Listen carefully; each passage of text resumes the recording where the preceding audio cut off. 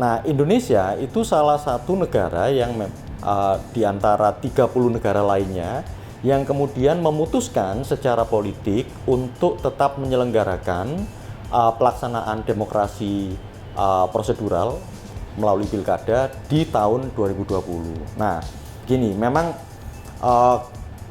pada satu sisi kita tidak bisa menyangkal pelaksanaan pilkada ini akan ada di tengah momentum pandemi. Tidak ada cara lain kecuali menerapkan protokol kesehatan secara ketat. Hanya itu aja caranya. Karena sampai sekarang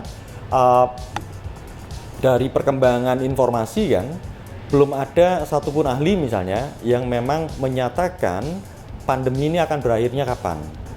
Kalau di tahun 2020 tidak ada momentum pilkada, mungkin kita tidak lagi menemukan momen untuk menggerakkan roda ekonomi. Mau tidak mau, pilkada akan dipahami juga punya kontribusi walaupun tidak besar dalam artian memulihkan ekonomi secara keseluruhan, tetapi setidaknya dia bisa meminimalisir dampak buruk yang kira-kira kalau pilkada nggak ada. Pilkada bagian saja, salah satu bagian saja dari skema pemulihan ekonomi. Karena dampaknya COVID ini kan pada akhirnya tidak melulu di sektor kesehatan, tetapi juga sosial, ekonomi kan.